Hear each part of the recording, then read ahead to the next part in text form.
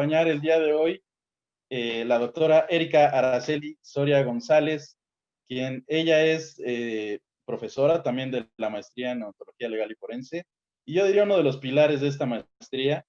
eh, Imparte distintas asignaturas dentro de nuestra querida maestría, pero además ella pues también es odontólogo, perito en odontología legal y forense, y sobre todo, bueno, pues académica de instituciones tan importantes como es la Universidad de Londres, pero también el Instituto Politécnico Nacional, ya con mucha trayectoria, un gran número de publicaciones, de investigación hecha respecto a esta disciplina, y pues obviamente referente obligado en México en materia de odontología legal y forense. Bienvenida, Erika, muchas gracias. Gracias por aceptar sumarte a este proyecto y pues es un gran gusto compartir el espacio contigo. Al contrario, muchas gracias, Bruno. Gracias por la invitación. Y bueno, como la idea también es abrir este espacio para que pues justamente la comunidad de esta maestría se apropie de este espacio, nos acompaña también para ser coanfitriona en este espacio Arely Cervantes. Arely, ¿cómo estás?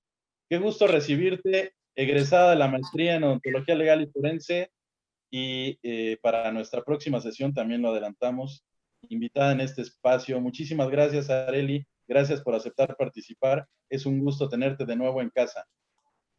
Hola, muchísimas gracias, Bruno. Gracias por la invitación. Y bueno, aquí estamos.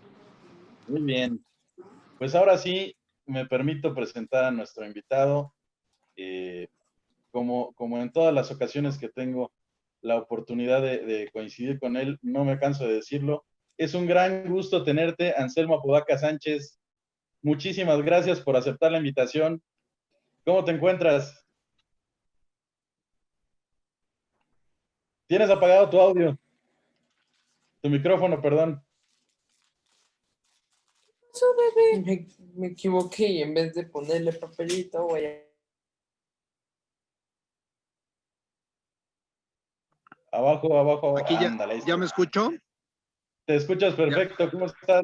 Perfecto, muy bien, muchísimas gracias, agradeciendo la invitación como siempre, maestro. Y la idea es pues, tener conferencia, la idea es interactuar con los alumnos y con todos los interesados para dar un panorama más o menos de cómo está esto el día de hoy. Gracias. Perfecto. Pues la presentación oficial para que no creo que muchos no lo conozcan, pero bueno, obviamente hay que hacer la presentación oficial de nuestro invitado. Y bueno, el doctor Apodaca, actualmente consultor forense y pues yo diría uno de los más importantes en nuestro país, justamente por los cargos que ha ocupado en el quehacer pericial. Él ha sido titular de la Coordinación General de Servicios Periciales de la Fiscalía General de la República. Ha sido también es un cargo también muy importante que hasta la fecha bueno, nos ha permitido abrir todo este espacio hacia la ciencia forense en nuestro país. Coordinador del Grupo Nacional de Servicios Periciales y Ciencias Forenses de la Conferencia Nacional de Procuración de Justicia, presidente de la Academia Iberoamericana de Criminalística y Estudios Forenses, con afiliación a 18 países, uno de los cargos más altos en materia de ciencia forense en Iberoamérica, y justamente pues actualmente Anselmo tiene la presidencia y pues obviamente es un cargo muy destacado que ha desempeñado de manera magistral. Es miembro de la Red Iberoamericana con afiliación a 16 países, miembro del Comité Especializado de Alto Nivel en materia de desarme, terrorismo y seguridad internacionales. Ha sido también comisario director general de Criminalística de Campo en la División Científica de la Policía Federal, de la Comisión Nacional de Seguridad, de la Secretaría de Gobernación, y ha sido también, entre otros cargos, director de Criminalística de la Procuraduría General de Justicia del Distrito Federal.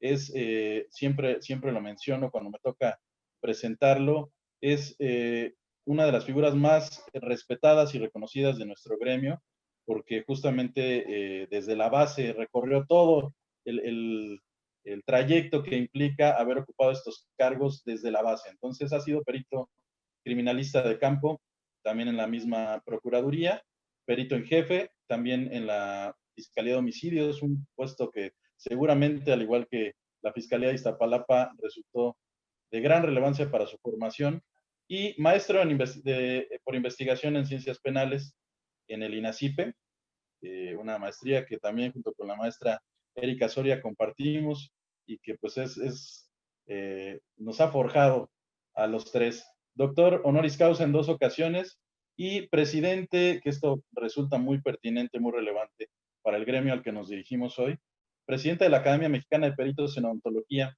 en el Colegio Nacional de Cirujanos Dentistas. Eso y muchos otros datos de su currículum, pero si no se volvería una conferencia completa de su presentación, así es que, pues, sin más, Anselmo, te doy la bienvenida, muchísimas gracias. Los dejo contigo para este interesante tema que nos traes el día de hoy. Y bueno, pues, gracias por aceptar la invitación. Adelante.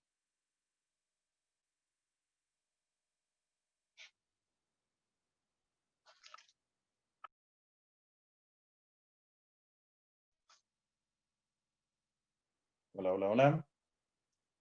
Algo pasó con la conexión, creo que ya lo estamos recuperando.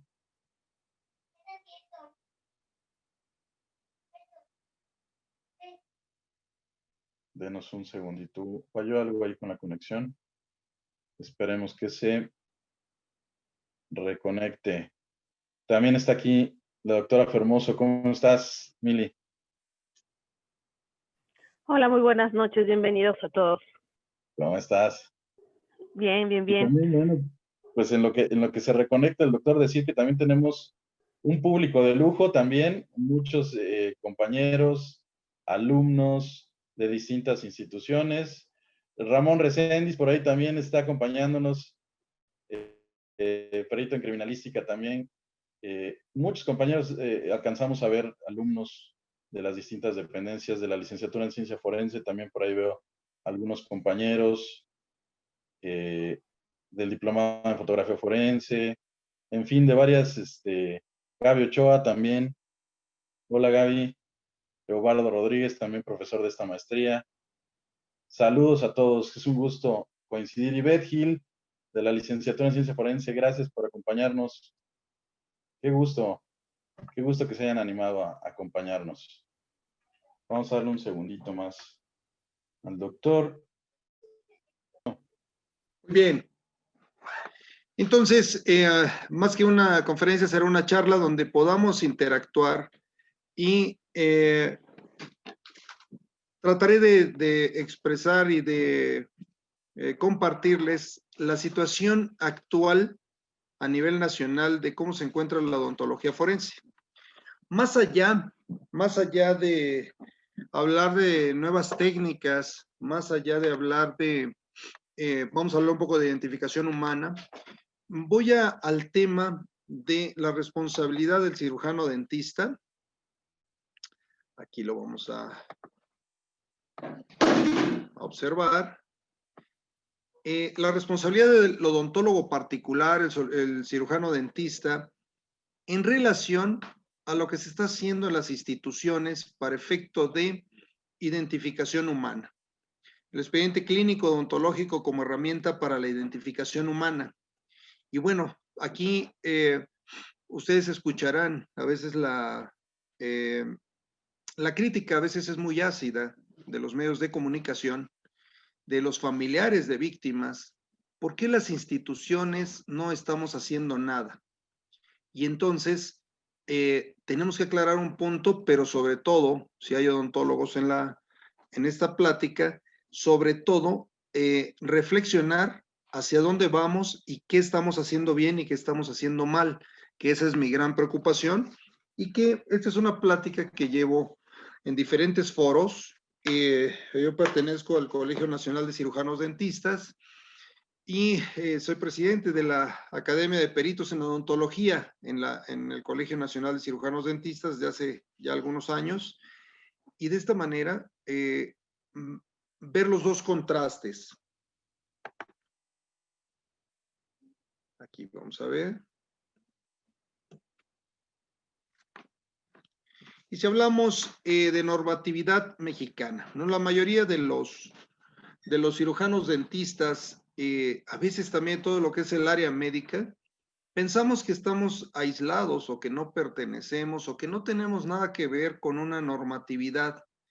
Y por supuesto, el día que nos hablan de Constitución Política de los Estados Unidos Mexicanos, estos artículos, el cuarto y el quinto constitucionales, leyes generales, leyes federales, leyes reglamentarias, una de las respuestas que a veces escuchamos es, yo no soy abogado y no me dedico al tema de las leyes, cuando realmente la responsabilidad profesional que se desprende por alguna falta, omisión, impericia, nos lleva a tener este tipo de problemas. Y entonces el día que tenemos una responsabilidad es cuando nos enteramos que sí existe toda esta normatividad y a la que debemos de estar apegados.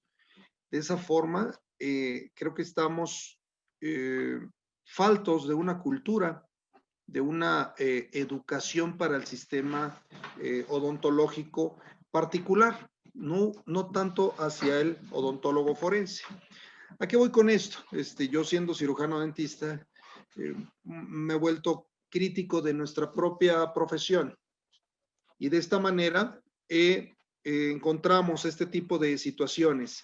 Y muchas veces, por ejemplo, en la Academia de Peritos en Odontología del Colegio Nacional de Cirujanos Dentistas, recurre, obviamente es un servicio para los agremiados principalmente, al Colegio Nacional, y te buscan todos los odontólogos que han tenido un problema en un consultorio. Y de esta manera te das cuenta qué falta de información tenemos. Entonces traigo estos dos pulsos que a manera de termómetro se los quiero poner y que reflexionemos juntos. Las normas oficiales mexicanas establecen los requisitos mínimos en diversos campos, eso lo sabemos todos. En el caso de la atención médica de pacientes, se emite por el Comité Consultivo Nacional de Normalización de Regulación, y Fomento Sanitario de la Secretaría de Salud. Esto es lo básico que tenemos que ubicar nosotros y tenemos la NOM 004 que en el 2012 se llegó a trabajar. Normatividad sobre expediente clínico. Realmente pareciera que la plática se va a tornar hacia el expediente clínico, pero tiene su gran importancia de dónde estamos fallando, el gremio sobre todo. Esta normatividad sobre el expediente clínico nos habla de la norma técnica 52 para la elaboración, integración y uso del expediente clínico en agosto de 1986. Entonces vean cómo viene la evolución conforme a las necesidades que vamos teniendo en la profesión o aplicación de nuestra profesión y que debemos ir siguiendo. La NOM 168 del expediente clínico del Diario Oficial de la Federación del 30 de septiembre del 99 y estamos trabajando con la NOM 004 del expediente clínico también del Diario Oficial de la Federación, publicado el 30 de noviembre del 2012. Y bueno, habría que ver algunas actualizaciones si fuera el caso. Los objetivos de las NOMs del expediente clínico. Si hay alguna falla en esto, estoy viendo algunas diapositivas y veo un cambio de tono en las diapositivas, que me lo manifiesten y lo explico, por favor. Tenemos entre esos objetivos de las NOM, el primero es sistematizar el manejo del expediente clínico en términos clínicos, jurídicos, lo pongo en otro color de letra, docentes y estadísticos. Este es el objetivo, el primero, ¿sí? Si nosotros no tenemos sistematizado el manejo del expediente clínico, que tengo que hacer una aclaración, hemos venido con un avance tremendo en cuanto a este manejo del expediente clínico. Hoy todo odontólogo sabe la necesidad, la obligación de tenerlo y de tener este manejo, todo este registro, pero sobre todo los términos jurídicos son los que me preocupan como tal. El siguiente objetivo es materialización del derecho a la protección de la salud. Nos queda muy claro que de esa forma tenemos que actuar para que podamos combinar el tema del derecho a la protección de la salud y que de esa forma podamos ofrecer mejores servicios. Entre los objetivos de la NOM del expediente clínico tenemos la integración, voy de izquierda a derecha, en sentido de las manecillas del reloj, ¿sí? En esta NOM 004, ¿sí? La integración, el uso del expediente clínico, el manejo del mismo, archivo y control, muy sistematizado, que es lo que vengo comentando, la conservación, propiedad, titularidad y confidencialidad. Estos son los objetivos de las NOMs y de esta manera tenerlo bastante claro hacia dónde vamos. Cuando uno tiene todos estos elementos en la mano y controlados, ¿sí? No tiene por qué haber ningún problema. Y les voy a ir poniendo algunos ejemplos en algún momento. El expediente clínico, como ustedes ya lo saben, hablemos de su definición, el conjunto único, esto es muy importante el concepto, conjunto único de información y datos personales de un paciente que se integra dentro de todo tipo de establecimiento para la atención médica, ya sea público, social o privado, pero el cual consta de documentos escritos, muy importante, gráficos, imagenológicos, electrónicos, magnéticos, electromagnéticos, ópticos y magneto-ópticos. Me voy con documentos escritos.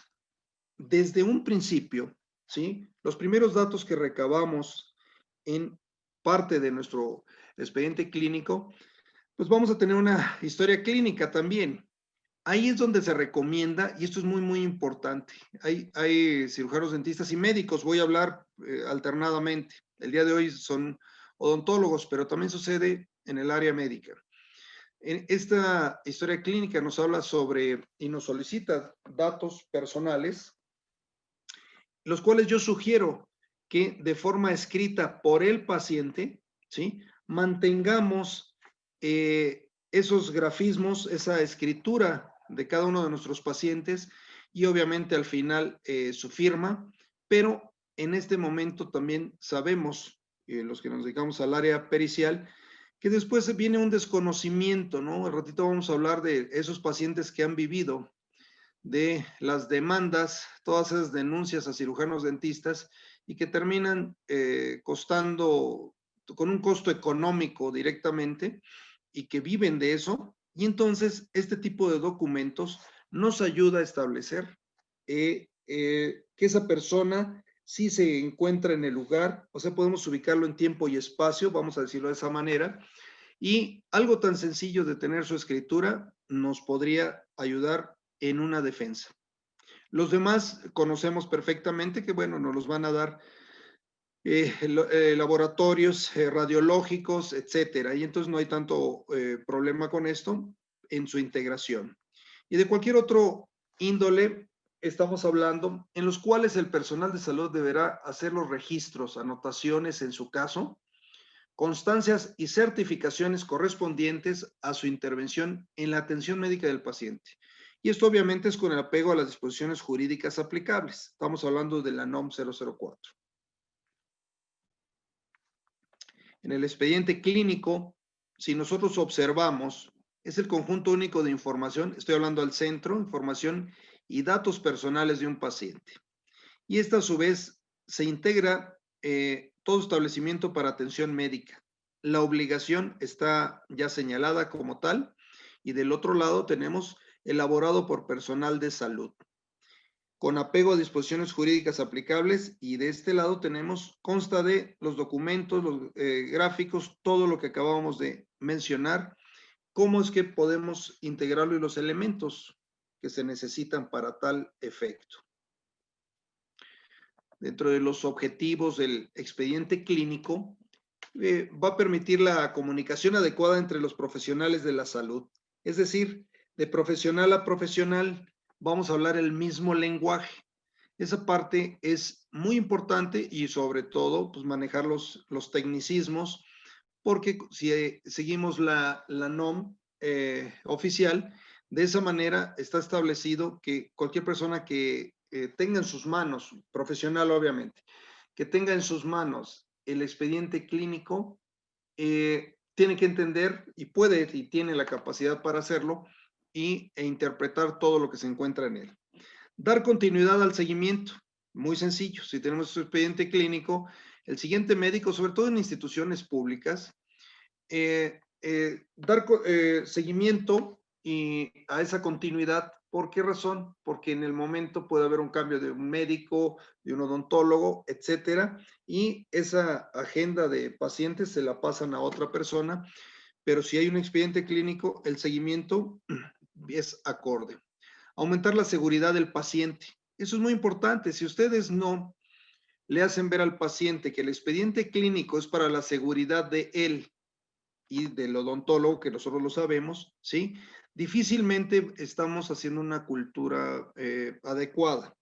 Por lo tanto, esto nos va a ayudar a mejorar la toma de decisiones. Si tenemos todos estos elementos, les aseguro que la toma de decisiones es mucho más fácil. Usos y propósitos. El registro clínico ordenado del paciente. De esta manera, obviamente, ya tenemos formatos. Cuando tú homologas un formato, lo más seguro es que tengamos éxito en muchas cosas. Si cada quien le ponemos de esa sal y pimienta personal, muchas veces el que tiene en sus manos ese expediente difícilmente va a poder interpretar algunas cosas. Las abreviaturas tienen que ser similares, todo homologado. Entonces, teniendo un formato, nos va a establecer este tema, ¿no? El otro uso y propósito es la enseñanza, y de esa forma también esto nos sirve para temas docentes. La investigación, no cabe duda que de esta manera podemos trabajar sobre datos estadísticos que nos puedan arrojar muchas situaciones. El caso de hoy, la pandemia nos abre un margen muy grande que si no lo estipulamos en los expedientes, difícilmente va a poder haber investigación. Por darles un ejemplo, fue la pandemia, pero puede haber muchísimos casos que nos ayuden para investigación. Evaluación de la calidad, por supuesto que nos da este tema, sobre todo en instituciones públicas, donde pues hay un gestor de calidad, y si no lo hay, lo debiera haber, para que todos los procesos sean evaluados y de esa manera podamos dar una mejor atención de igual forma. Es un documento administrativo, nos queda claro, y es un documento médico-legal que puede llevar la fecha, la hora y las firmas. Qué importante estos datos. ¿Por qué razón? Porque esto nos va a ubicar bastante bien. ¿En qué aspecto? Les vengo yo hablando sobre demandas también hacia los cirujanos dentistas. Y entonces, a veces la denuncia no coincide con la fecha y la hora. Y si un odontólogo no es metódico para llenar sus formatos, difícilmente también se va a poder defender. No va a tener un control de cuándo atendió a esa persona y a veces por pena, digámoslo de esa manera, no esa cultura del odontólogo hacia su paciente, no se recaban las firmas de los formatos en donde estemos de común acuerdo. De esa manera, este consentimiento bajo información o consentimiento informado, ¿sí? También actúa en este momento en los documentos escritos que hablábamos hace un rato. La fuente de información estadística, como lo decíamos, generalmente nos ayuda a hacer una investigación. Y entonces empezamos a ver datos estadísticos que nos van a dar unos resultados. Y recuerden ustedes que las estadísticas sirven para la toma de decisiones. Esto es de lo más importante. Si no llevamos este tipo de registros, difícilmente estamos aportando algo, ¿sí? Ya sea institución pública o en el caso de nosotros, particulares o privados, y de esta forma se va a requerir, porque este es el tema de la plática del día de hoy. Ya vimos los objetivos, pero tenemos finalidades. La médico asistencial, que nos queda claro, ¿sí? La evaluación de calidad de atención, en donde también el odontólogo particular debe de tener un factor, tiene que darse un espacio, el odontólogo, hacer un alto, dijera yo, profesional. Un alto profesional es muy importante y puedes hacer un alto profesional cada año, ¿sí? Cada 6 meses, decir, ¿qué estoy haciendo bien? ¿Qué no está saliendo bien? ¿Qué no tengo sistema? ¿Qué no tengo sistematizado más bien? ¿Y qué en qué estoy fallando? ¿Sí? Perdón, no me están... ¿Se escucha bien aquí?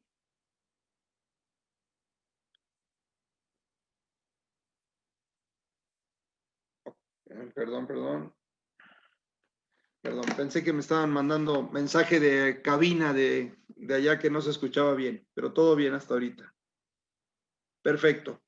Y entonces, la docencia e investigación ya lo manejamos y la finalidad médico-legal, de la cual ni el médico ni el odontólogo, todos los del área médica, a veces nos queremos enterar. Nunca pensamos que nos puede suceder algo, algún accidente, algún mal manejo en nuestros consultorios. El día que surge, como yo lo he vivido, ¿sí? Lo primero que le pregunto al odontólogo, ¿sí? Que es mi área, es, ¿tienes el expediente clínico? Y la respuesta es sí, inmediatamente. Sí, sí lo tengo. Tienes toda la documentación, tienes esto, tienes el otro. Necesito que me envíes todo el expediente clínico de ese paciente y vamos a ver qué está pasando y vamos a ver cómo te puedo ayudar conforme a los elementos que tú me des. Me ha sucedido y les va a hacer sentido que sigo esperando la llamada de mucha gente. Sigo esperando la llamada y el día que me los encuentro tiempo después, la respuesta es, o la pregunta es nuevamente, oye, ¿qué pasó? ¿Cómo solucionaste tu problema? Terminé mejor dándole el dinero por la denuncia, ¿sí? Le devolví todo su dinero y dices, oye, ¿por qué tenías que hacerlo si ya habías trabajado? La última plática que tuvimos es que hiciste bien las cosas, que tenías un expediente, que tu trabajo era de lo mejor. Cuando uno regresa dinero, cuando uno hace este tipo de acciones, algo anda mal. Y lo más seguro es que está incompleto nuestro expediente clínico. Perdón. Entre los datos generales, vamos a hablar del establecimiento, del consultorio donde lo tengamos, ¿sí? Denominación o razón social, el tipo, nombre, domicilio e institución a la que pertenece. Recuerden que mis datos van a ser, o los datos que les estoy comentando, son para públicos o privados. Aplica de igual manera porque una denuncia viene en el mismo sentido. Y estos son los datos primero que les van a ubicar, que estén relacionados con una denominación o razón social. Situación que en nuestro país, ¿sí?, sigue estando irregular. Hay varios consultorios médicos y hay varios consultorios dentales que no tienen registro. Hay gente, hay profesionales que siguen trabajando en espacios no registrados. Ya tenemos el primer problema. Y entonces, sobre los datos generales, ahora los del usuario, nombre, sexo, edad y domicilio y número de expediente. Todos los pacientes deben de tener mínimo estos datos. De esta manera, ¿sí?, el número de expediente pareciera algo que no fuera tan necesario. Sin embargo, para efectos de identificación rápida, es decir, el expediente 425 del año 2018. ¿Sí me explicó?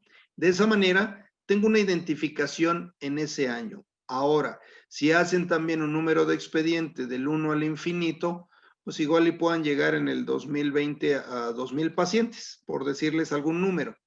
Y es más fácil, no se va a repetir el número 425 cada año, ¿ok? Entonces, es una parte de elección que, bueno, habría que ver cómo viene la norma para que tengamos un mejor control. en el expediente clínico. Se exige especial cuidado en su redacción. Esto es muy importante. Todos nosotros trabajamos sobre una redacción, pero damos por hecho que la gente nos está entendiendo lo que queremos decir, porque nosotros sí lo entendemos. Hay que tener mucho cuidado con esto. Aporta elementos para resolver nuevos problemas. Esto en el área de observaciones es muy importante. Cuando tenemos el problema, insisto, y sobre todo que es jurídico, sí, que es esta parte legal, es cuando vamos a ofrecer los mejores elementos. Y quedamos en igualdad de condiciones. Si lo ven muy jurídico, debe haber abogados en el público. Si lo ven muy jurídico, dejamos en el mismo equilibrio al odontólogo y al paciente. Y entonces esto aporta elementos para resolver nuevos problemas, por supuesto, para ambas partes. Datos proporcionados por el paciente, ya lo dijimos, y sabemos cuál es el interrogatorio adecuado para poderlos tener, y referente sobre todo al por qué llega a nuestra consulta. Datos procedentes de la exploración y exámenes complementarios, diagnóstico, tratamiento y evolución. Esto es lo más común y lo más necesario que tenemos que hacer en un expediente. Y entonces, si tengo yo el diagnóstico adecuado, voy a enlazar mi tratamiento adecuado y voy a darle un seguimiento a la evolución. Aquí es donde nos damos cuenta que si no tenemos esta planeación a la que tenemos que llegar en todo momento, difícilmente vamos a poder tener un buen esquema de trabajo. Y no voy a cumplir con la norma, por supuesto, y el de que haya problema, no voy a tener este tipo de situaciones. El estomatólogo o el cirujano dentista es el responsable de elaborar el expediente clínico que debe expresarse en lenguaje técnico estomatológico. Sí, nada más que ya lo sabemos. Es como cuando vamos al médico o al odontólogo, pasa igual, y el paciente nos pregunta qué es lo que tengo, cuál es mi diagnóstico. Y el tecnicismo, pues nos vamos en un lenguaje bastante técnico que el paciente muchas veces no nos entiende. Entonces, esto es técnico para el expediente y obviamente técnico y entendible para el paciente cuando lo lleguen a hacer. En la integración del expediente clínico odontológico, tenemos la historia clínica con número único de identificación. Ya lo acabamos de explicar. Las notas de evolución, interconsulta y egreso.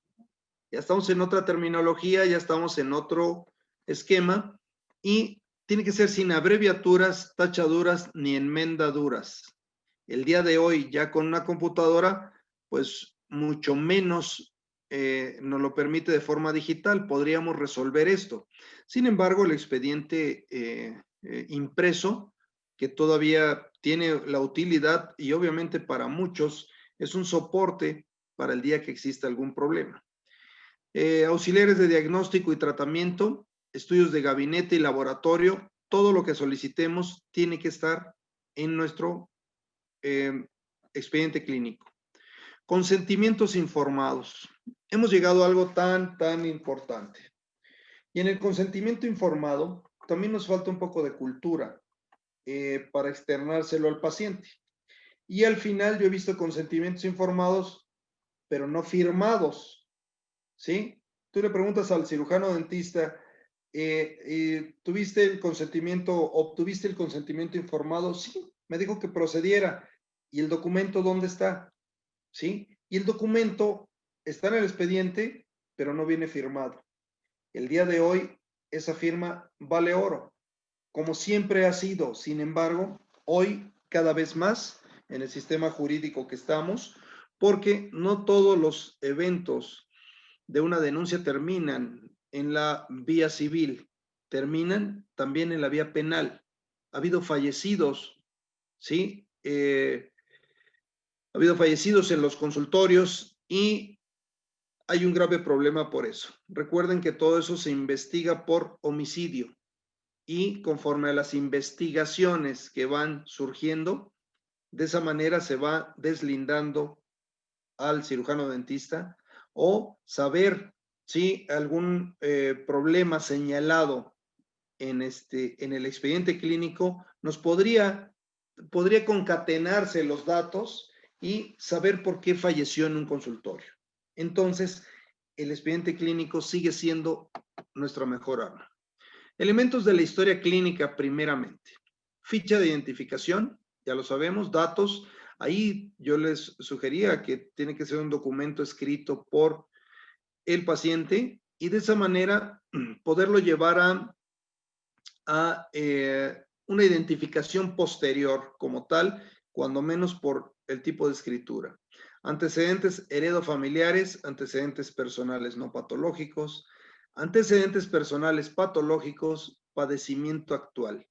Los 4 puntos anteriores es lo básico. Nuestro interrogatorio, plática o entrevista con el paciente nos tiene que arrojar estos datos para precisamente saber en qué condiciones está. Y el padecimiento actual es, oiga, realmente, ¿qué vino usted a mi consultorio? Y empezar a ubicar esto. Muy importante aquí, el padecimiento actual. En algunas de las demandas, esta plática, insisto, voy a hablar de varios temas. Voy a hablar de demandas, de la responsabilidad del odontólogo y qué está pasando con la identificación humana. Y entonces, y el problema de personas desaparecidas en nuestro país, para irlos llevando en este contexto. Y el padecimiento actual y todos estos datos los vuelve uno a ver en unas personas que se dedican, como hace rato decía, a vivir de los consultorios dentales. Van con un cirujano dentista, propician que los atienda, se queda a medias el tratamiento y después viene una demanda. Y entonces saben, se vuelve un delincuente, un tipo o un paciente de este tipo realmente cae en actos delincuenciales, conductas antisociales realmente, por querer vivir del cirujano dentista y donde obtiene realmente esto, el fines de lucro. Y realmente cuando vemos los documentos que sí pudo llenar, todo coincide, ¿sí? Repiten la misma historia de un lugar a otro y entonces es otro punto más para poder establecer que esa persona vive de este delito ya, si lo ven de esa manera, y obviamente un chantaje y extorsiona después a un cirujano dentista, si lo viéramos ya más grave. Interrogatorio por órganos, aparatos y sistemas, eso ya lo sabemos. Exploración física, resultados previos y actuales de estudios de laboratorio, gabinete y otros. Esto es lo que tiene que tener mínimo la historia clínica. La terapéutica empleada y resultados obtenidos. Diagnóstico o problemas clínicos. Nombre y firma del estomatólogo, cirujano dentista también, del paciente y o representante legal del paciente. Entonces, acuérdense que también tenemos pacientes geriátricos o pacientes con alguna o cierta discapacidad y se necesita la firma de ese representante o tutor, si fuera el caso, para que autorice o no el tratamiento. El odontograma inicial debe referirse a la situación en la que se presenta el paciente. Así te recibí y así te tengo que dar un seguimiento. Aquí nos habla del odontograma de seguimiento y es el mismo que al final debe referirse a la situación de alta del paciente. La mayoría de historias clínicas no hay una nota de alta del paciente. Es otro de los graves errores, pero obedece a muchas cosas y no siempre a la responsabilidad del cirujano dentista. El paciente llega a faltar a sus citas y ya no vuelve a regresar. Entonces, ese tipo de situaciones también no nos permite darlo de alta. Sin embargo, en la mayoría de la posibilidad que se tenga, de esa forma, sí poder dar de alta y poner una nota como tal. Tenemos auxiliares de diagnóstico. Fecha y hora del estudio solicitado, problema clínico del estudio, esto ya lo interpreta, lo diagnostica el cirujano dentista, especificación de incidentes o accidentes, descripción de resultados e interpretación por el médico tratante, nombre completo y firma del médico tratante. El cirujano dentista, no porque estén en su consultorio, dejen de firmar los documentos, ¿sí? En el momento que lo firma el paciente, es el momento que ustedes también lo firman. No lo dejen a después. Les voy a platicar por qué. En algunos casos se han tenido que hacer cateos a un consultorio. Y en el cateo, lo primero que hacen es, se cierra la puerta, ya nadie entra, ya nadie sale y nadie saca nada de los cajones. En ese momento, ¿cómo van a regresar ustedes a poner una firma de que estuvieron de acuerdo en algo o con todo esto? Les estoy poniendo el lado grave de lo que sucede y de lo que yo he visto y donde hemos tenido problema para defender cirujanos dentistas y profesionales con esto. Estos son los principales errores que yo observo. Notas de evolución, interconsulta y egreso. Existencia de nota médica, evolución y actualización de cuadro clínico, criterio de diagnóstico, sugerencia diagnóstica y de tratamiento y obviamente el motivo de la consulta. Hay pacientes que lo sabemos en los consultorios dentales, la frase es muy recurrente. Doctor, ya tocan a la puerta, doctor, sí, dígame, mire, la verdad es que voy pasando por aquí, yo no vivo por aquí, pero traigo un dolor horrible en un molar, etcétera. Y entonces pasa este paciente, lo atienden y el odontólogo, si no la capta bien, lo primero que hace es, este paciente ni vive por aquí, jamás va a regresar conmigo, ¿sí? No lo voy a volver a ver. ¿Para qué le hago una historia clínica? Si lo que le voy a hacer ahorita es una extracción. Entonces, esa es la parte de los errores. Les estoy hablando de los buenos odontólogos y de los odontólogos que tienen carencias. Esa es la parte que nos hace diferentes. Toda persona que entra a su consultorio y se siente en su sala de espera, ¿sí? Tiene que llenar estos formatos. No se olviden, antes de que llegue a su sillón dental, es la sala de espera. Ahí es donde debemos de trabajar. Le va uno pasando la historia clínica, váyame llenando estos datos de puño y letra y aquí adentro lo espero y empezamos a trabajar. Ya estando adentro de su sillón dental, la historia cambia, ¿sí? La responsabilidad se duplica. Entonces, eso es lo más importante. Consentimiento informado. Aquí voy a hacerlo muy breve, pues es mucho texto. Nombre de la institución a la que pertenece o sobre todo estamos hablando de públicos y privados, recuerden. Nombre o razón social del establecimiento donde andamos fallos en muchos lugares. Título del documento, lugar y fecha, muy importante. Lugar, fecha y hora. Yo le agregaría aquí la hora en que es atendido por primera vez y entonces ahí ya se hace una mecánica. Acto autorizado, pues es conforme al consentimiento informado, vamos a tener un acto autorizado. Le autoriza, me autoriza usted a hacer una extracción, ya le expliqué que no voy a poderle hacer una endodoncia, etcétera, etcétera, no puedo ya salvar el órgano dentario, tengo que hacerle una extracción, ¿sí? Me estoy yendo a la parte ya que el día de hoy hay 3,000 tratamientos realmente para salvar un órgano dentario y de esa manera ese acto autorizado pues debe estar firmado también. Señalamiento de los riesgos y beneficios esperados del acto odontológico autorizado. Muy importante, ¿sí? El hecho de que ustedes no le señalen de los riesgos y beneficios, es muy importante que no lo confundan también con promesas. Un odontólogo que hace promesas de éxito en su trabajo está cometiendo un grave error porque no va a llenar las expectativas del paciente.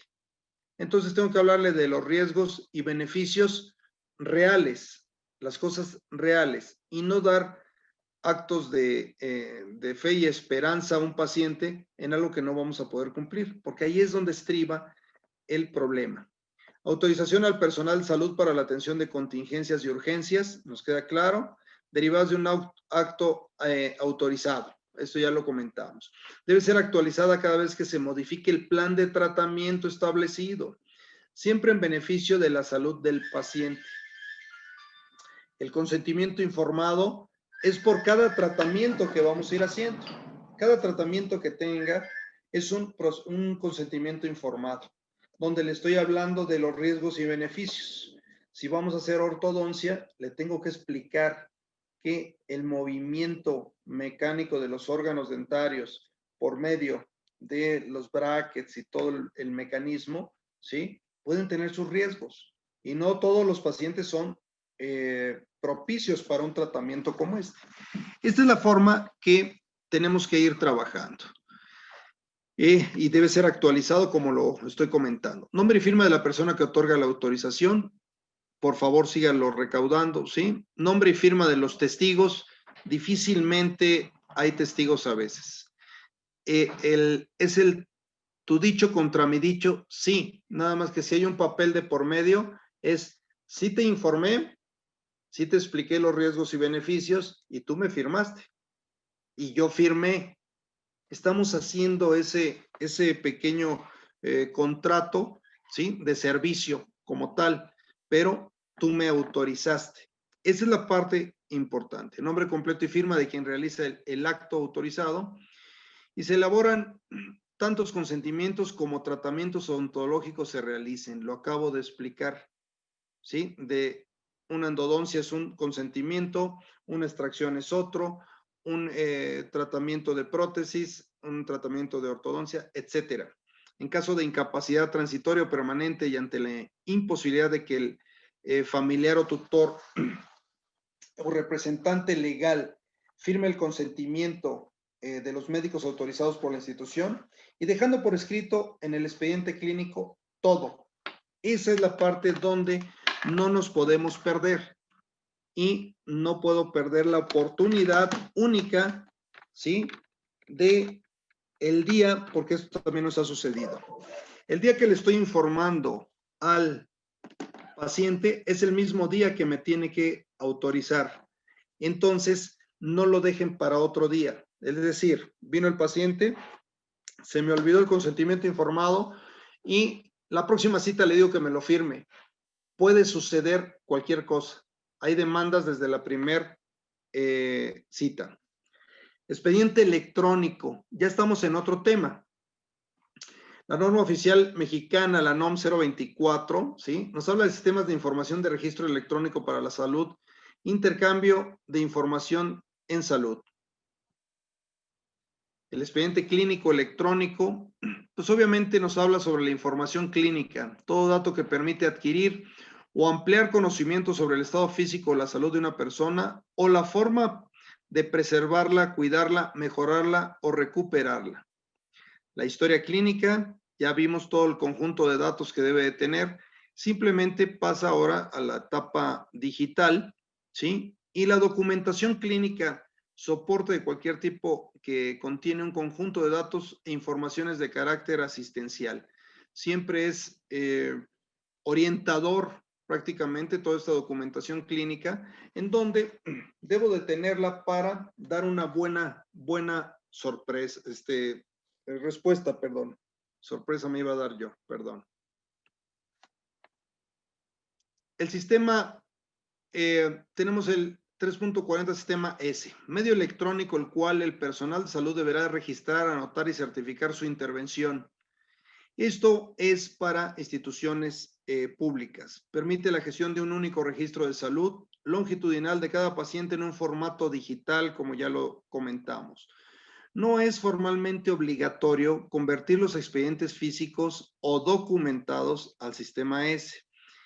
Aquí sigue siendo el documento, el papel, el que les da a ustedes un respaldo, pero el manejo digital, pues obviamente nos permite tener otro tipo de controles y otro tipo de acceso.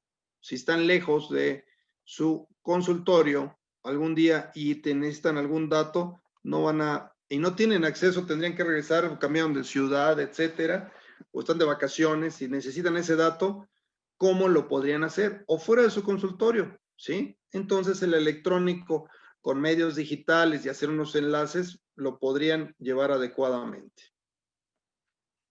Concentración de la información, sistema S, beneficios, ¿sí? Laboratorios y otros exámenes, expediente, voy hacia el lado izquierdo, examen físico, historia clínica, base de conocimientos, acciones preventivas, reducción de costos. Obviamente en las bases de datos que se tengan, pues tenemos que tener muy robusta la concentración de los mismos para poder tener las capacidades que se necesitan. La historia familiar, comunidad, interconsultas, interoperabilidad, comunicación con pacientes. Esta es el parte de contactos como tal. Los prestadores están obligados a integrar y conservar el expediente clínico por 5 años. Y esto ha sido todo un tema, ¿no? Legalmente, sí es por 5 años, sí. Yo siempre sugiero que si pueden tener, y sobre todo el electrónico, si pueden tener una base de datos electrónica de repuesto, de respaldo, más bien dicho, ¿sí? Les va a ayudar bastante, bastante bien. La mayoría de nosotros no nos acordamos de muchos pacientes y mucho menos de lo que les hicimos hace tantos años. Sin embargo, jurídicamente quedarían fuera de una responsabilidad por 5 años. Este es un primer punto para la plática de hoy en relación a la identificación humana y la responsabilidad que estoy observando y que estoy llevando a varios foros, porque siento que nuestro gremio está quedando de ver en este rubro. Y una de las cuestiones es esta, el de tener el expediente clínico por 5 años. Los establecimientos son solidariamente responsables de esta obligación. Y entonces, si tuvieran ustedes un problema legal, insisto, esto los dejaría fuera de un problema jurídico. Sin embargo, de un problema moral y ético, no los va a dejar. Y vamos a seguir viendo por qué. Los aspectos legales que tenemos que tener en cuenta es obligatorio, es objetivo y veraz, es irreemplazable, tiene un valor legal para defenderse o para mostrar que no hay una responsabilidad en su contra. Confidencial, eso ya lo sabemos, muy en boga el día de hoy, la reserva de datos personales. Propiedad de la institución, cuando es el caso, y beneficia al paciente, que es, insisto, la cultura que no hemos logrado llevar a todo nuestro país. Pero no es a manera de consuelo. El contacto que tengo a nivel internacional nos habla, conforme a las reuniones que tenemos a nivel internacional, nos habla que el paciente en el mundo es el mismo. El paciente no sabe lo que le va a hacer su odontólogo o su médico. Y entonces, falta este tipo de cultura y de difusión en cuanto a la gente que es parte de los que van atendiéndose. Esta nos habla, ¿sí? Les digo que no es a manera de consuelo, pero es un tema cultural y educacional hacia del médico al paciente. Y hablamos de obligaciones y derechos, que también tenemos esta parte importante. El contenido pertenece al paciente. Eso también tenemos que manejarlo. Y si nosotros hacemos esta cultura de beneficio al paciente, les aseguro que vamos a tener mucho más información y más expedientes completos. No deben estar, y queda muy claro, incompletos, desorganizados, ilegibles, sin nombre y sin firma del odontólogo que lo elabora. Ya quedamos claros en esto. Accesibilidad. Por orden de la autoridad judicial, se puede entrar a sus expedientes. Orden de autoridad sanitaria, también. Solicitud del paciente, también. ¿Por qué? Si un paciente le solicita su expediente, no deben de asustarse en dárselo o no. Es un derecho que tiene el paciente. Sin embargo, esta parte debemos de tenerla controlada también. ¿A qué me refiero? Si a ustedes les da temor darle copia del expediente a su paciente, es porque algo hicieron mal. Entonces, tratemos de tener las cosas bien para que el que lo solicite de todos los factores que estoy poniendo aquí, lo podamos hacer. Solicitud de instituciones de seguros. Muy importante, porque si varios de ustedes les va a hacer un pago directo las aseguradoras, ¿sí? Lo primero que les van a pedir es este expediente clínico. Y solicitud de un odontólogo que vaya a retomar el caso. Entonces, por cambio de ciudad, por etcétera, y pues por un tema ético también, uno le proporciona al paciente eso y dice, no voy a volver a su consultorio, doctor, porque me voy a cambiar de residencia, me voy a ir a otro país, a otro estado, etcétera, no nos vamos a volver a ver. Deme el expediente y voy a ir a ver esto. Que el primer indicio, cuando nos piden el expediente, lo más seguro es que venga una denuncia, una demanda por ahí. Vamos al tema de la importancia ahora, vamos a hacer la conexión. Yo ya les hablé del odontólogo particular, del odontólogo del consultorio privado, y ahora vamos a ver qué conexión vamos a tener con la importancia forense. Es importante el correcto manejo del expediente clínico, toda vez que la información aportada por el odontólogo sirve como herramienta para la identificación humana. Ya encontramos el primer tema de conexión ahora con la odontología forense, y es este.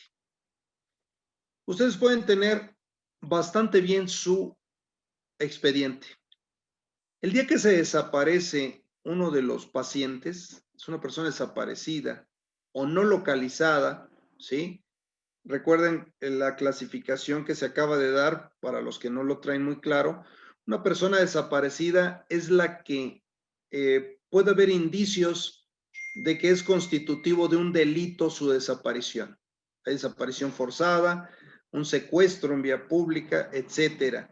Y entonces, esa es la persona no desaparecida. La persona no localizada es la persona que no tenemos un indicio que su desaparición o ausencia en ese momento tenga que ver con un delito. Sin embargo, muchas veces hay un delito y no lo sabemos, ¿sí? Lo damos a una persona no localizada y hasta que encontramos su cadáver, nos damos cuenta que era una persona realmente desaparecida. ¿Por qué? Porque está relacionada con un delito, porque fue un homicidio, un secuestro, homicidio, y nadie se dio cuenta, y tiene un disparo por arma, por proyectil disparado por arma de fuego, etcétera. Y entonces ya cambia la condición hasta el momento que localizas el cuerpo. De esta manera, la identificación humana nos va a hablar sobre la finalidad de la realización del estudio de identificación post-mortem. Debe de constar de suficientes elementos identificativos para poder aplicar el principio criminalístico de correspondencia. Recuerden que hay 4 principios básicos de la criminalística, y es el principio de intercambio. Hay un intercambio de indicios entre la víctima y el victimario, entre la víctima con el lugar, el victimario con el lugar y viceversa. Y de esta manera se cumple el principio de intercambio. Pero el principio de correspondencia es cuando me llevo todos estos indicios, ¿sí? Ven ustedes un maxilar superior en la fotografía superior derecha, ¿sí? Y el maxilar inferior, abajo de esta, y nos habla sobre unas restauraciones, observamos unas restauraciones, ausencia de un primer molar superior derecho, y empezamos a observar este tipo de restauraciones. Si el cirujano dentista, aquí viene la conexión, si el cirujano dentista no tiene su expediente completo, difícilmente vamos a saber que hay correspondencia de un tratamiento con otro. De lo encontrado en un maxilar como este, que el día de hoy en unas fosas clandestinas podemos encontrar una infinidad de detalles. Les pongo un ejemplo. Yo trabajé 18 años en la Procuraduría General de Justicia del Distrito Federal, ahora Fiscalía de la Ciudad de México, y la fosa clandestina más complicada que tuve yo en esta ciudad fue una donde tenía 2 cadáveres en Coajimalpa, en el Ajusco. Tuve varias de estas fosas adentro de inmuebles, en jardines, ¿sí? Y entonces te das cuenta que nuestra percepción en la Ciudad de México ante una fosa clandestina, pues ese era lo principal, ese era tu concepto de fosa clandestina. Cuando llego al sistema federal, les puedo comentar una fosa clandestina en Veracruz, más de 200 cuerpos, en una zona cerca de la playa, y más de 200 cuerpos con desmembramiento de todos los extremidades, región cefálica, etcétera, y combinados todos esos huesos, ¿sí? O fragmentos de huesos combinados en las fosas clandestinas. ¿A qué voy con esto? ¿Cómo podrían estar combinados? Pues el delincuente el día de hoy sabe que identificamos por genética, antropología, odontología forense, dactiloscopía. El delincuente ya sabe cómo trabajamos. Solo que ahora nos las quiere complicar un poco más. ¿Cuál es el problema de esto? Que lo único que tarda es tiempo, ¿sí? Tiempo para identificar a las personas, porque una buena muestra tomada a un fragmento óseo, podemos saber de quién es, y si tenemos las bases de datos adecuadas, pues por supuesto que nos va a ir mucho mejor. Entonces, estos son los principios de correspondencia, de características particulares que les decía, y únicas para poder cotejar o comparar con otros elementos de estudio de la misma naturaleza ante mortem. Es decir, ya hablamos hace ratito aquí en este mismo párrafo de post-mortem. El día de hoy tenemos que tener datos ante mortem, y esto nos va a ayudar a establecer la identidad de un cadáver. De esta forma, los ante mortem se encuentran en su expediente clínico, se encuentran en datos que nos da el familiar. Les pongo un ejemplo. Puede haber una prótesis removible, ¿sí? Una prótesis removible de cualquier arcada superior o inferior, y ese día la víctima la dejó en su casa, ¿ok? Por cualquier situación. Y entonces el familiar nos trae todos esos elementos que son ante mortem, ¿sí? Y nosotros los comparamos con los elementos de naturaleza post-mortem. En tener nosotros estas características de antemortem y post-mortem, pues obviamente nos permite tener unas bases de datos mucho más amplias, ¿sí? Pareciera que es una competencia en muchos países hablar de las bases de datos, pero tener una base de datos odontológica, nada más póngale sentido común. Es como la dactiloscópica. ¿Cómo podrían tener las huellas de ustedes si nunca primero se las han tomado? Segundo, ¿por qué tendríamos que tenerlas? Tercero, no han cometido ningún delito. Entonces, ¿cómo podrían estar en una base de datos? Así pasa en los otros países aún desarrollados. Para efectos de genética, recuerdo alguna vez hablando con el embajador de Kuwait, me decía que su primera pregunta me dijo, ¿ustedes tienen una base de datos de toda su población? Me dio pena, no supe qué decir, pero tuve que contestar que no. Y entonces recurrí a mi ingenio para hacer la contrapregunta, ¿no? Y le dije, oiga, ¿qué población tiene Kuwait? Pues bueno, tenemos unos miles de personas, ¿sí? Yo creo que aquí es donde está la clave. El día de hoy nosotros aquí en México somos 128 millones de personas. ¿Cómo podríamos tener las huellas de todos? Una huella genética, un perfil genético, mejor dicho.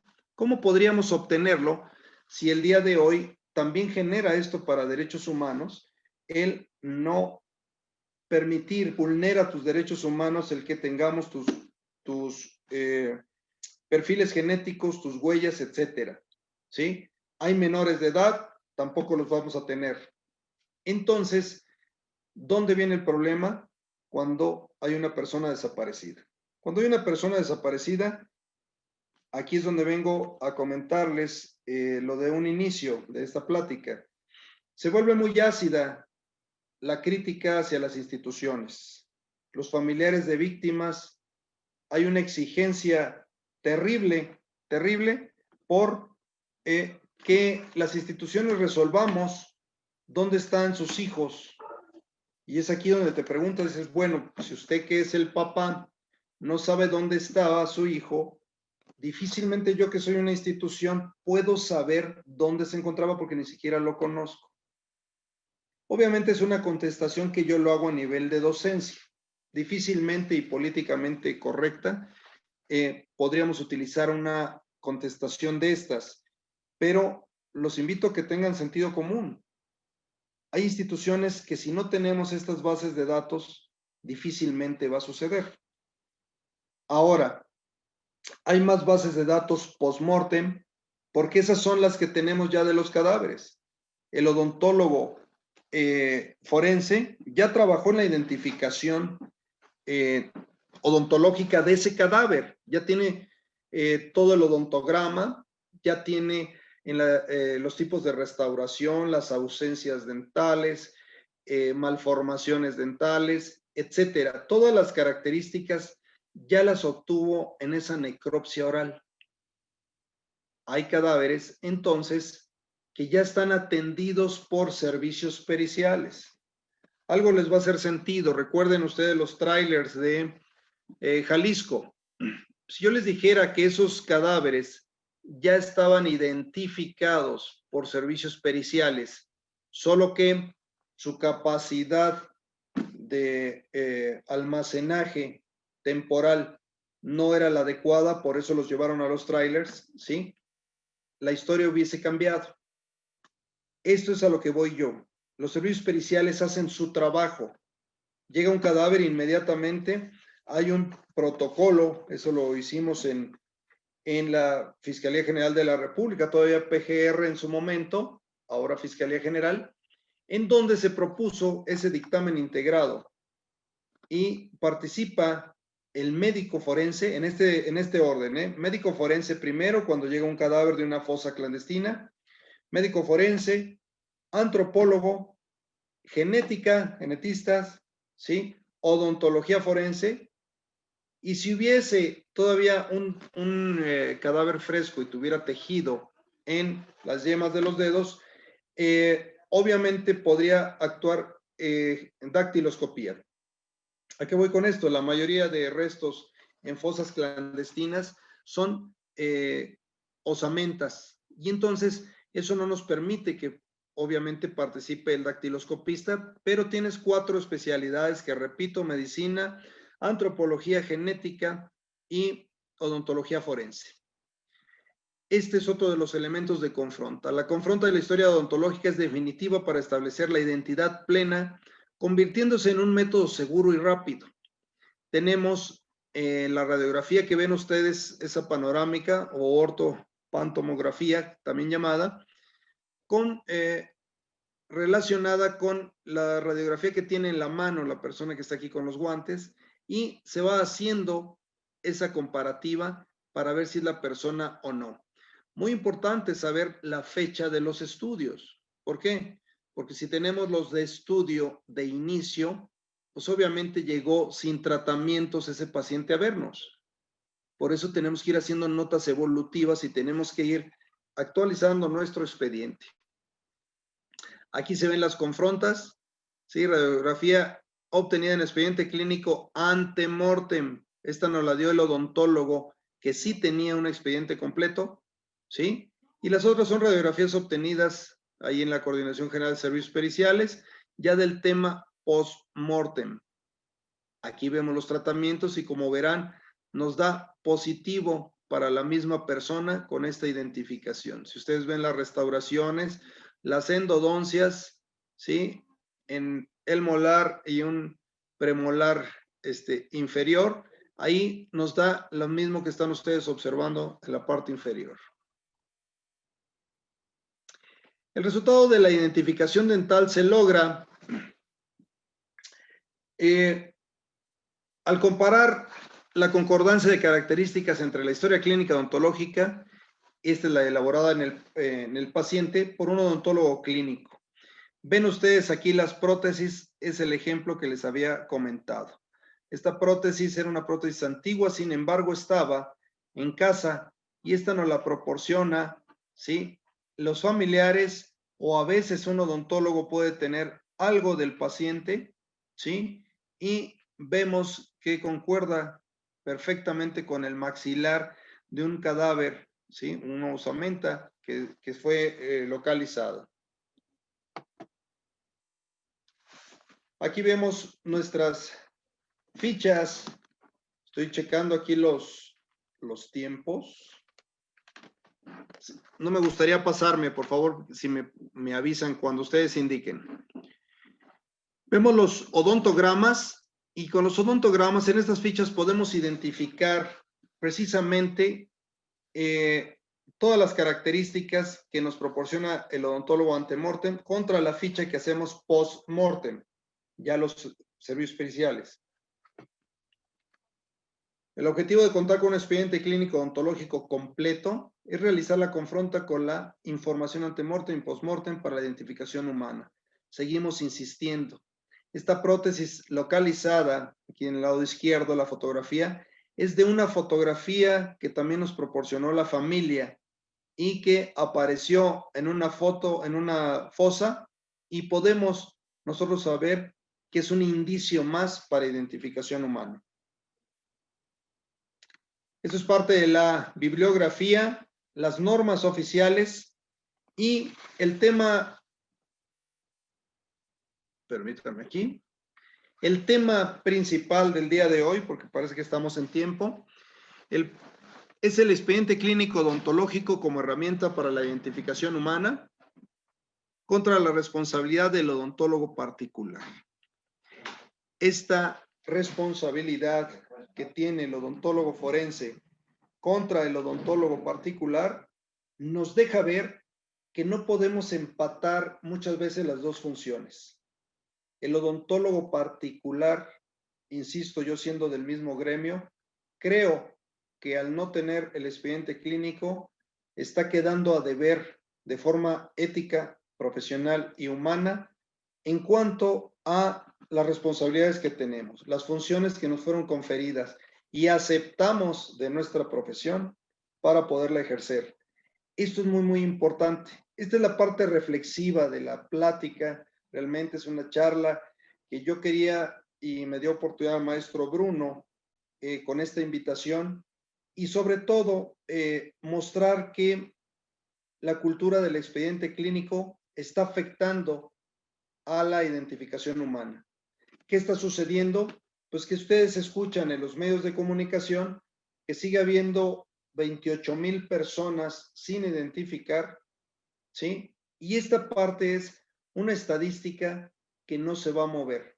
¿Cómo identificamos a veces a una persona? De forma genética. Pero ¿qué pasa si calcinaron el cuerpo? ¿Qué pasa si ya no tengo la osamenta completa, por verlo, el esqueleto completo para que el antropólogo me pueda determinar? Hay lugares que hemos encontrado fragmentos de 1 centímetro o más pequeños de un hueso y es lo único que se puede localizar. Hay muchos casos muy conocidos y que se han hecho incluso políticos en donde lo único que se ha localizado es un fragmento óseo. Ven ustedes a dónde lleva esta problemática también, que no es responsabilidad del perito. Puedes estar en un lugar donde hay un río, ¿sí? Hubo la creciente y donde estuvo ese esqueleto se lo fue llevando el agua. Puede haber fauna del lugar, perros, etcétera, que se lleven los huesos a sus madrigueras y entonces empiezan a desarticular un esqueleto. Eso no es responsabilidad del perito. El perito es responsable a partir del momento de su intervención, de que le avisaron que ahí hay restos humanos. Y primero son restos óseos, ¿no? El antropólogo nos dirá si son humanos o de animal. Y poder empezar a trabajar esta mecánica. La responsabilidad del servicios periciales tiene sus límites. Yo insisto que a veces es muy ácida los medios informativos y a veces los papás de víctimas pudieran exigir más de lo que podemos nosotros ofrecer. ¿Por qué? Porque ese fragmento óseo localizado, ¿sí? Vamos a suponer que vean hasta dónde hemos llegado con este tipo de problemáticas cuando no se identifica bien. Si es un fragmento de una mano, ¿sí? Tiene su sentido común, ¿no? El familiar de víctimas te dice, con el hueso de la mano no puedo aceptar que me digas que está muerto mi familiar que estoy buscando. Y en sentido estricto tendría razón, porque dices, bueno, pues le pudieron haber amputado una mano y sigue vivo.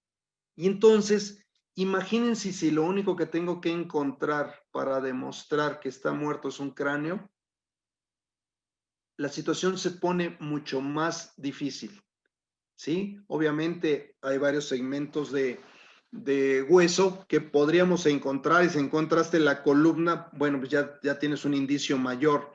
Sin embargo, la identificación humana queda incompleta si no hacemos nuestra función, cada uno de nosotros, para lo que fuimos contratados o para lo que nos dedicamos. Yo les quiero agradecer la plática y el tiempo.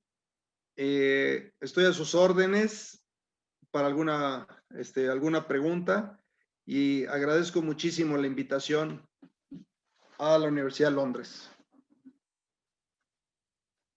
Gracias. Muchas gracias, Anselmo. Dame un segundo.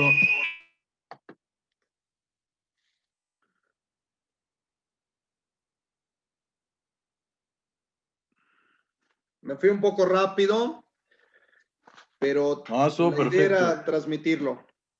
Perfecto, nada más que les pido por favor ahí en cabina si nos pueden habilitar el micrófono del otro dispositivo, por favor. Y bueno, en general ya los dispositivos de nuestros anfitriones, nuestras coanfitrionas, para que nos puedan hacer también el favor de hecho, lo pueden desactivar ellas solas, o sea, todo está perfecto. bien. Listo, ya estamos. Perfecto. Mire, ya está también aquí el doctor Nakaodo, nos acompaña muy bien, muchas gracias. Muy bien. Un saludo. Se juntan un excelente grupo de especialistas. Un saludo, doctor Nakaodo. Pues muchísimas gracias. Ha sido un tema que pues entendemos el problema medular es de orden cultural en primera instancia y luego procedimental. Ya nuestras anfitrionas también harán algunas preguntas, el público también puede ya escribir en el chat para que también le hagamos llegar las preguntas al doctor. Pero bueno, si quieren, adelante Erika, Areli, hacer su intervención. Mientras tanto, muchísimas gracias, Anselmo. Gracias. Es un tema, pues obviamente que causa escozor, que causa ese foco rojo de estar haciendo las cosas cuando creemos que las estamos haciendo bien o cuando creemos que el problema reside únicamente en las instituciones. Y entonces el dedo se vuelve a apuntar al especialista, que también tiene una responsabilidad, de pronto causa escozor, pero bueno, es algo que desde tu experiencia, yo creo que el tema de por sí es interesante, pero se vuelve más relevante cuando alguien con tu trayectoria y con los cargos que has ocupado y con la calidad moral que tienes en ese sentido, y habiendo estado a cargo de investigaciones tan notorias en nuestro país en los últimos tiempos, te ha tocado hacer historia en estos cargos, yo creo que se vuelve mucho más relevante que alguien con tu investidura nos ponga el foco rojo sobre lo que se está haciendo mal institucionalmente, sí, bueno, pero todavía la otra parte, la contraparte que nos tiene que brindar la información que una institución puede requerir para darle respuesta a esos familiares, pues tampoco lo estamos haciendo bien, ¿no? Y aquí sucede que, bueno, la repercusión para cuando esto se hace mal, viene a colación o viene a pertinencia cuando ya está el problema, es decir, no hay una acción preventiva, no hay un monitoreo, no hay una supervisión de estas acciones y evidentemente pues el problema sigue creciendo. Pues adelante Erika, adelante Areli, si quieren participar, si quieren hacer su intervención, pueden activar sus micrófonos. Están poniendo preguntas en el chat también, ¿no? Sí, vamos a revisarlas. Aquí vi una pregunta que qué tan viable es darle los modelos de estudio al paciente. Yo no le veo mayor problema y más si no los vas a utilizar, lo que podemos hacer es una réplica y le das una réplica al paciente. Entonces, se puede hacer, todos los odontólogos saben cómo hacer una réplica, ¿sí? De sus modelos de estudio. Tomas 2 veces las muestras, no pasa nada, ¿sí? Y te quedas con una y el paciente tiene derecho a tener parte de su expediente y lo que nos solicite. No le veo problema el por qué cerrar ese espacio, ¿sí? Es como cuando te piden las bases de datos. Muchos años estuvimos en un error, creo yo, el doctor Nakaodo, a ver si opina lo mismo, pero no somos dueños de las bases de datos. No puedes ser dueño de la base de datos. Te toca administrarla. Nos toca administrar únicamente, pero no nos hace dueños de la base de datos. Las bases de datos son para compartirlas.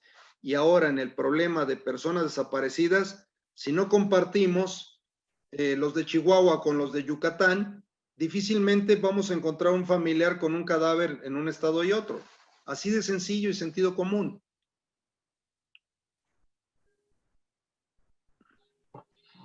Escuche. Por mi parte, agradecerle infinitamente, maestro Podaca, el apoyo a la Universidad de Londres, la temática que es muy interesante y como bien lo dice el maestro Bruno, mostrar las deficiencias que de pronto ustedes en el área pericial observan. Porque si bien es cierto, durante la formación profesional, pues nos enseñan el llenado del expediente clínico, pero es muy complejo hacerles entender a los alumnos que están en pregrado la importancia que tiene en consideraciones de este tipo, ¿no? Cuando hablamos ya de cifras de 28,000 personas desaparecidas, pues la suma de trabajo, de esfuerzo que ustedes como profesionales en el área pericial tienen, pues tendría nosotros la importancia y la relevancia en la formación, en marcar mucho en arte con los alumnos, ¿verdad? Entonces yo le felicito por el tema, que muchos a veces piensan, ¿no? Que lo más importante pues es irse a otras áreas de especialización como la ortodoncia, de pronto la prótesis, pero no saben la importancia que tienen esos procedimientos y el dejar registros sistematizados y sobre todo, como bien lo dice, una base de datos, precisamente para que podamos auxiliar a los órganos encargados de procurar justicia y de identificación humana. Entonces, no me queda más que externarle el agradecimiento por la forma en cómo nos abordó el tema. De alguna manera, pues, ha sensibilizado a los alumnos al auditorio que tenemos ahorita. Y solamente una pregunta, maestro. Sí. ¿Qué pensaría, cómo podría usted darnos una posible solución, no tanto como solución, sino alguna alternativa para que nosotros pudiéramos dentro de la parte de la formación implicar esta obligación a los chicos que se están en formación? ¿Qué tendríamos que hacer? ¿Incluirlo en planes académicos? ¿O cómo podríamos abordar esa parte para que forzosamente se le diera ese valor jurídico en identificación humana al expediente clínico odontológico? Muy bien. Estoy convencido que para mí no sería tanto problema, creo yo, los chicos de pregrado y los estudiantes del día de hoy. ¿Por qué razón? Porque si implementamos ahora una materia sobre identificación humana, podríamos abordar los temas legales y lo que implica el no cumplir con esta responsabilidad. Esto nos ayudaría mucho en la academia, en la docencia. Mi primer diplomado en odontología forense lo tomé cuando yo era estudiante de odontología. Y el maestro Nakaodo no me va a dejar mentir, odontología forense era una optativa. Y entonces íbamos los sábados era forzoso tomar una materia optativa. Yo tomé odontología forense, pero pude haber tomado prótesis fija, ¿sí me explico?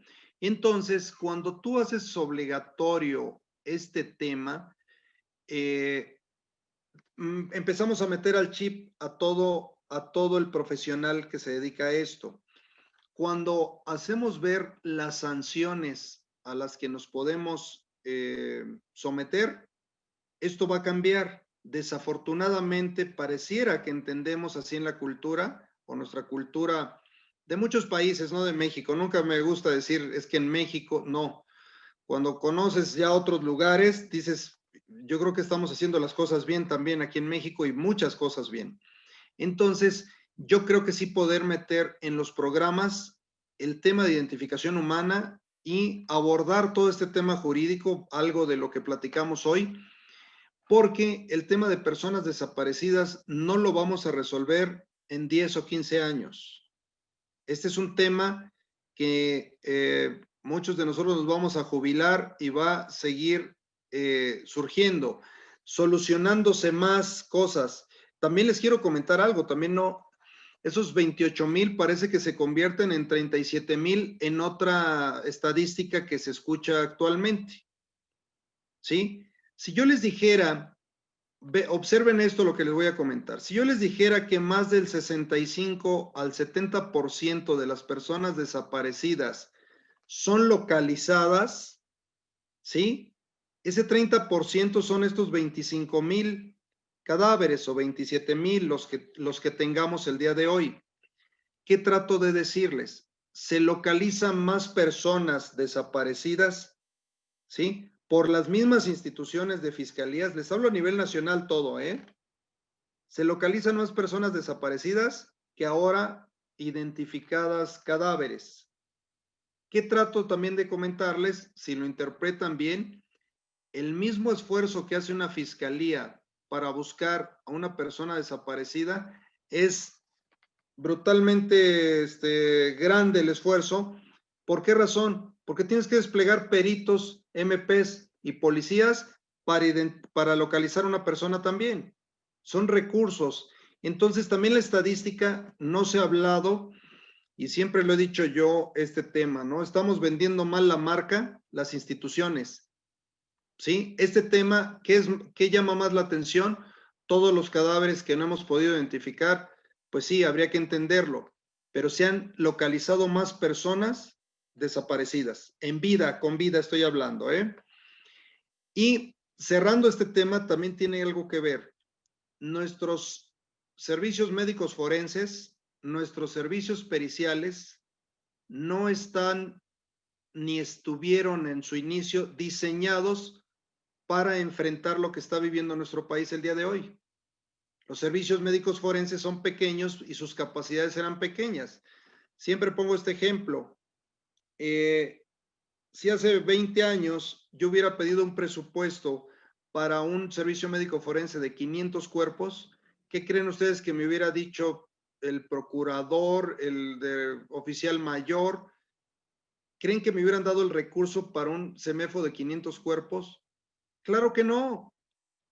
Nadie nos hubiera dado el presupuesto que se necesita el día de hoy. Por eso no vamos acordes la mayoría o todo el país, ¿sí? No vamos, en todos los países está pasando esto, en Latinoamérica tengo todo el contacto, España y Portugal también, todo traemos este contexto, les pasó lo mismo, ¿sí? Sus instalaciones, su infraestructura no fue diseñada para la tragedia que ha vivido cada país. Y eso nos está pasando aquí nosotros. No es que tengamos, o sea, la capacidad ya nos rebasó, no las capacidades de capacitación. Hay muchos profesionales, pero no nos damos abasto. Ese es la parte clave de esto. Gracias, maestro. Me salí del tema, perdón. No, gracias. Estamos viendo una pregunta aquí en el chat. Mencionan que dentro de su experiencia en la CGSP, ¿qué eficacia tiene el cuestionario de la AMPM que donó el CIR y si es necesario que se diseñe o implemente alguno en conjunto con las fiscalías? Muy bien. El 6CR, Cruz Roja Internacional, donó el primer software precisamente y la idea del antemortem y postmortem. Y tuvimos, voy a ser muy claro en esto, porque fue muchas pláticas con 6CR y la última administración de la Cruz Roja con la que tuve yo contacto, para mí fue de las mejores. Tuvimos un entendimiento bastante bueno. Y les voy a decir por qué. Porque simplemente el tecnicismo que existe en cada uno de los países es diferente. Tuvimos que tropicalizar el formato AMPM para México. Esta última administración de Cruz Roja Internacional, trabajamos hombro con hombro precisamente para hacer una base de datos. Entonces, ha sido de mucha utilidad, cada vez está más robustecida y esto es muy, muy importante. Acuérdense que en la AMPM el antemortem va desde ropas que portaba la víctima el día que desapareció, ¿sí? Hasta todos los estudios clínicos, prótesis, etcétera.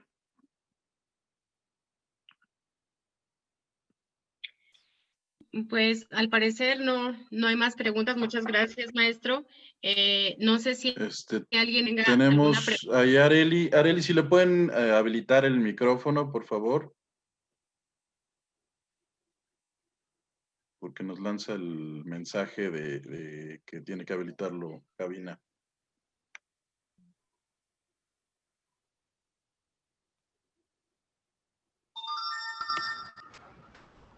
Hola, Doc. Bueno, le agradezco ante nada al doctor Anselmo por esta plática. Mi pregunta es, ¿asume el odontólogo la responsabilidad profesional de la identificación odontológica desde el inicio, desde que hace el expediente clínico? Si lo vemos, muy buena tu pregunta, porque eso es el espíritu de lo que quiero transmitir. Si lo vemos éticamente, humanamente, desde que estás haciendo tu historia clínica, asumes la responsabilidad para lo que va a ser utilizada, para cualquier fin de lo que pusimos. El día de hoy necesitamos que el odontólogo particular se sume al esfuerzo de identificación humana. Entonces, me gustó tu pregunta de cómo la planteaste. Yo creo que sí es obligatorio y yo lo veo más ético y humano que entendamos para qué puede servir esto. Cuando un odontólogo tiene una visión muy corta, pues únicamente está pensando en sus tratamientos y en su consultorio, ¿sí? Sin embargo, da para más todo lo que pueda tener o obtenerse. Gracias. Qué amable eres. Gracias. Muy bien. Por ahí Enrique levantó la mano. No sé si pueden habilitar su micrófono. Maestro Bruno. Adelante. Es pregunta nada más, es un comentario. Estoy aquí en un área de oficina y solicité aquí un espacio. ¿Podríamos contestar esta última pregunta? Sí. Adelante. Sí. Me están haciendo un cambio de luces aquí y si no, No te preocupes. Porque cambié. Adelante, Enrique, para cerrar la reunión. Sí, buenas noches.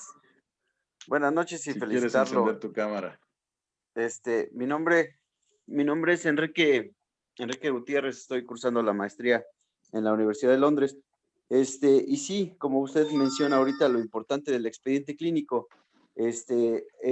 Anteriormente habíamos hecho algún análisis sobre las universidades que imparten en este caso, la materia de odontología forense, y nos percatamos que muchas de las universidades que antes la impartían, ahora la están eliminando. Digo, es parte de nuestro ejercer y creo que muchos odontólogos, muchas veces a lo mejor, no lo ven tan necesario el expediente clínico, no por ello, sino a veces por la ignorancia de las, ahora sí que la herramienta tan necesaria y poderosa que puede ser un expediente clínico. Entonces también veo la necesidad a lo mejor de enfocar en estas universidades y volver a implementar. En mi experiencia aquí en el estado de Querétaro, creo que ya ninguna de las universidades tiene la materia. Cuando yo estaba en la licenciatura las tenían. Tengo una compañera que hizo ahora sí que el mismo investigación en el estado de Puebla, y me parece que una de ellas nada más era la que lo impartía. Digo, antes era un poquito más estaba dentro del programa académico de las universidades que impartían la licenciatura en odontología, cirujanos dentistas o estomatología.